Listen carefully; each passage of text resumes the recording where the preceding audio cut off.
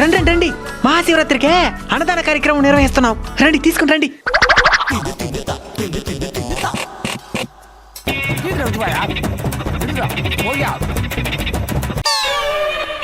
ఎట్లా కనిపిస్తున్నా నీ కంటికి?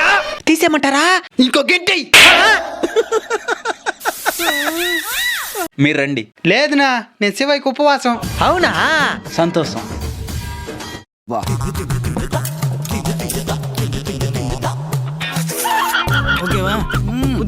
ఎట్టుంది మచ్చా?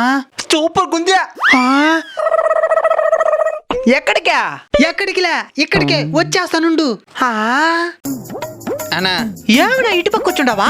అన్నం పెట్టినా. ఉపవాసం అన్నావే? ఉపవాసమే, తినేసి ఉపవాసం ఉంటా. అప్పుడు అది ఉపవాసం అవదావు, ఉపవాస భంగం అవుతాది. సరేనా, వెళ్తానులే.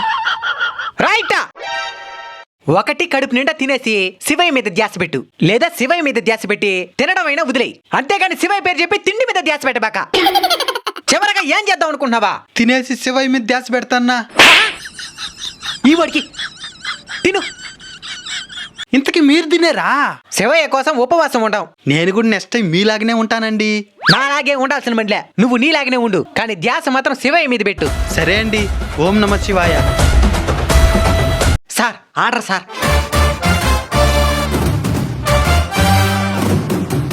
ఒక బిర్యానీ. ఇది జ్యూస్ షాపు. మమ్మచ్చా గుడిస్తాడు ఆర్డర్.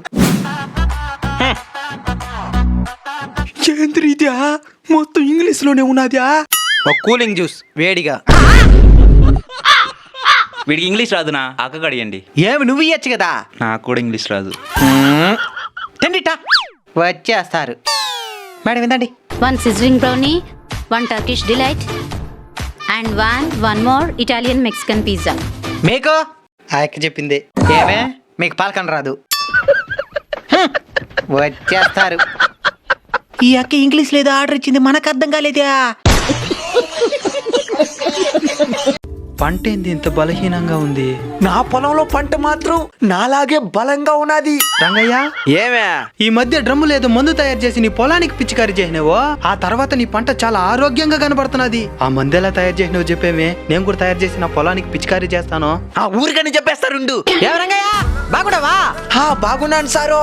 ఈ మధ్య నేను చెప్పిన మందు తయారు చేసి పొలానికి పిచికారీ చేసినావా? చేసినాను సార్, దానికి నా పంట అంత ఆరోగ్యంగా ఉండేది. మరి నీ పక్క రైతు కూడా ఎలా తయారు చేసుకోవాలో చెప్పినావా? ఓడికని చెప్పేది. ఏమైంది రంగయ్య? పక్కనోడు బాగుపడితే నాకు నచ్చదు సార్. పోదురంగా. ఏనా దిగులుగా ఉండవా? పంట సరిగా పండడం లేదయ్యా.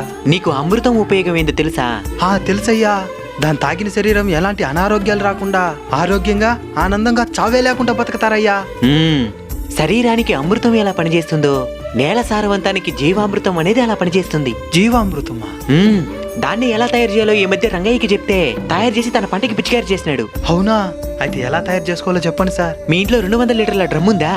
ఉంది సార్. దాన్ని నీడలో ఉంచి అందులో 190 లీటర్ల నీటిని నింపు.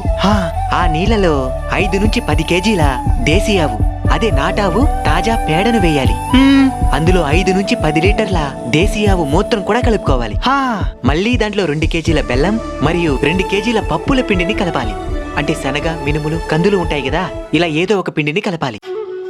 ఆ తరువాత చివరిగా ఒక గుప్పెడు పుట్టమట్టిని కలిపి మూత వేసేయాలి. ఆ తరువాత రోజుకి 2 సార్లు కర్రతో మొత్తం కలిసేలాగా తిప్పాలి. అంతే, 48 గంటల్లో అంటే 2 రోజుల్లోనే మన జీవామృతం తయారైపోతుంది.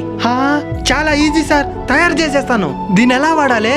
200 లీటర్ల జీవామృతాన్ని 1 ఎకరం పొలానికి డ్రిప్ లేదా ప్రవాహ నీటి ద్వారా అందించవచ్చు. లేదా 10 లీటర్ల నీటికి 1 లీటర్ జీవామృతం కలిపి పంటలపై పిచికారీ చేసుకోవచ్చు.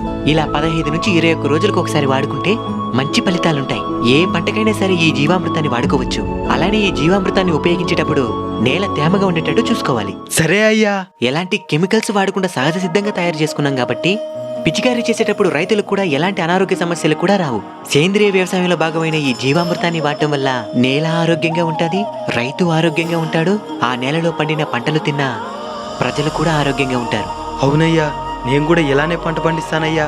ఇంకా ఈ జీవామృతానికి సంబంధించి లేదా సేంద్రియ వ్యవసాయానికి సంబంధించి మీకు ఎలాంటి సందేహాలున్నా ప్రాంతీయ మండలి అయిన సైన్ ఫుడ్స్ ఇండియా వారిని సంప్రదించి తగిన సమాచారాన్ని పూర్తి ఉచితంగా పొందవచ్చు. ఫ్రెండ్స్, ప్రతి రైతుకి ఉపయోగపడే ఈ ముఖ్యమైన సమాచారాన్ని వీలైనంత మందికి తప్పకుండా షేర్ చేయండి.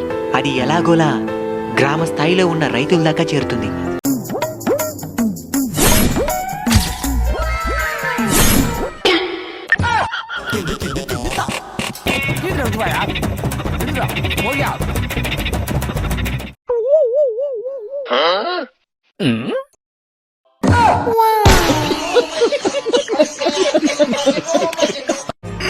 అమ్మా బరువుగా ఉన్నదా? ఇంత బరువు ఎత్తుకోపోలేను. రేయ్ అయిందా? వస్తున్నాం మేస్త్రి.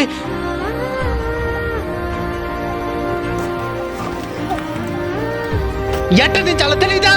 ఇంకో 2 రాళ్ళు ఎక్కువ తెచ్చుంటేవా? వచ్చేస్తారు పనికి, పని చేయకుండా డబ్బులు తీసుకోపోయేదానికి. పా 2 రాళ్ళు ఎక్కువ వేసుకో రాబో.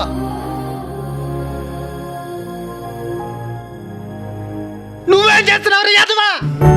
తొందరగా ఎత్తుకోరా. వస్తున్నానయ్యా. టైంకి తిండం అయితే తెలుసు, పని చేసేదానికి మాత్రం పనికి రావు. ఎందుకు రావుస్తారు మా ప్రాణాలు తీసేదానికా? ఫీల్ అయిందాలే. పా ఒక బీడి కట్టి తీసుకురాబో. పరిగే.